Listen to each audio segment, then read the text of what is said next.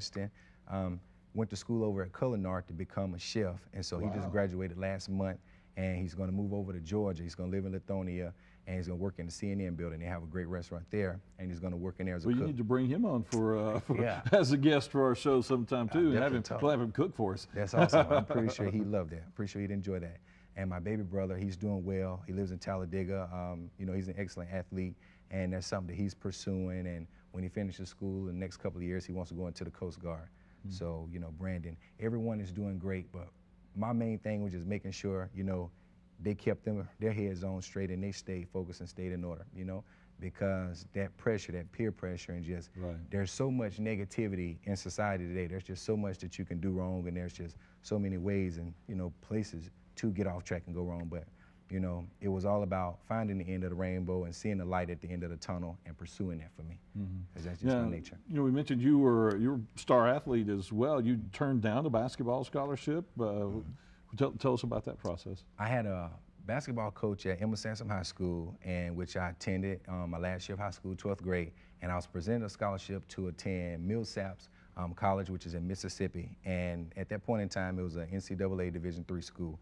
And I played basketball, which was my means of escape. That was, you know, an outlet for me as well, probably from 7th grade, you know, just throughout school. Did you play for Coach Troop? Coach Troop, that's exactly who I played for. Good friend of mine. Yeah, he's a great guy. And I played for Coach Troop. It was just temporary.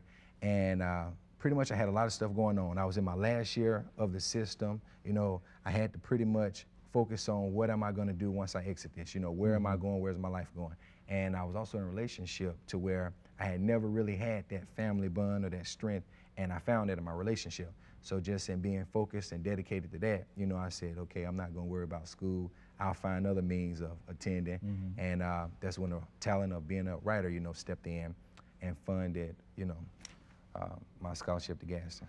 Yeah, you were able to go to Gadsden State, do some study at Gadsden State, and right now you're only 23 years old, and I find that amazing. You know, your book talking about finding the end of the rainbow, but man, you're just getting started. You got so much stuff, good stuff ahead of you that that you can do since you kind of found your path at this point. That's awesome. That's right.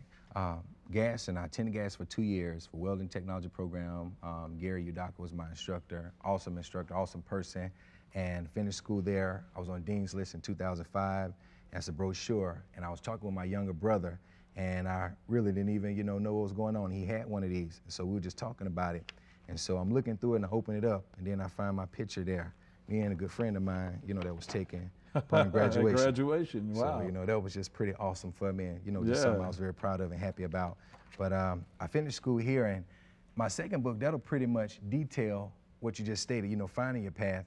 And I think being young, stepping into adulthood, we all have an idea of where we want to be, where we want to go. But there are just circumstances and situations that come into place that you really don't have any control over, that really just takes over things, and it knocks you off track. You know, and I was off track, and that's what my second book of detail, you know, things weren't always as good, and that's where the title comes in, Everything That Glitters Isn't Gold. It wasn't always what it is today. It was hard working 2 jobs. It was hard, you know, trying to come home and, you know, maintain a family, living a family life at 19, you know, 20 years old, and, you know, trying to see about your brothers, going to school full time. You know, there was just so much I did and so many seeds that I was sowing at one point in time, and the stress was heavy, of course, but that's what I talk about when I go and I talk to youth. I go to churches, you know, mentor programs. I've been to DHRs, your Sirages, courthouses, you know, pretty much you name it. I've been there, you know, speaking and trying to motivate and encourage our youth and someone, you know, to rise above everything and excel. But it's been hard. It hasn't been a pot of gold all the while. And so, like I said, that second one's just going to get into that. Well, we're going to take another commercial break and come back and learn how you can pick up your very own copy of Don's book, and we'll give you those details when we come back in just a moment on East Alabama Today.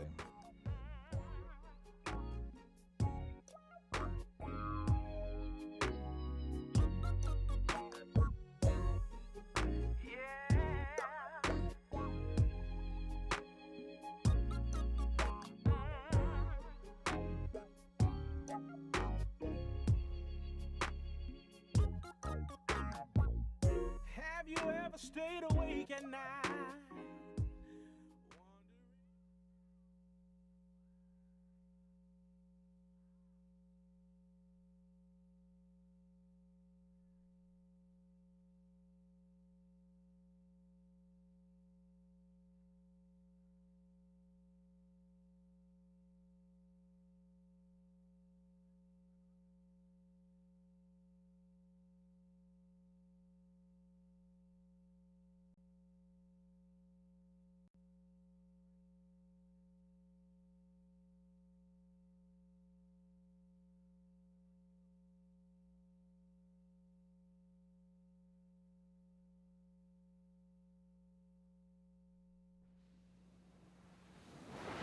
Have a topic or guest suggestion for our show? If so, get to your computer and send it to us right away. Email your ideas to cbrady@tv24.tv or visit our website at tv24.tv.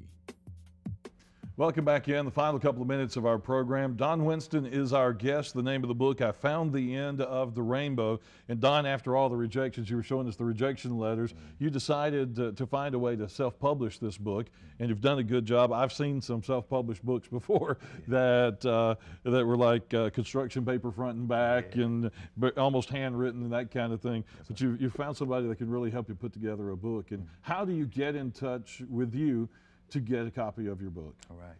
My cell phone number, which we use for the book and getting it out there and selling is 256-343-6756. Or you can email me at doneareumw@yahoo.com. That's doneareumw@yahoo.com. And just pretty much, leave your information and how you're interested, and, we'll go from there. I always respond, get back in touch with you. So that's great. And that's the same way to get in touch with you if someone would like you to come speak to their church group, civic organization, or club or anything like that, right? Same way. It's all the same. It's all the same. Another area or place that I know wasn't noted to get the book is available online. If you want to get online, you go to www.i-proclaimbookstore.com. And that's another means. There are many different ways to get it, but. Yeah. That sounds great. And Don, it's a pleasure to have you on the program. Good luck with the next book coming out. Let us know when you get it ready and get it done, and we'll have you back on to talk about it. All right, I'll do that. Thank you. Thank you for having me. Folks, thank you for being with us on the show as well today. It has been a pleasure to have you here. We'll see you next time on East Alabama Today.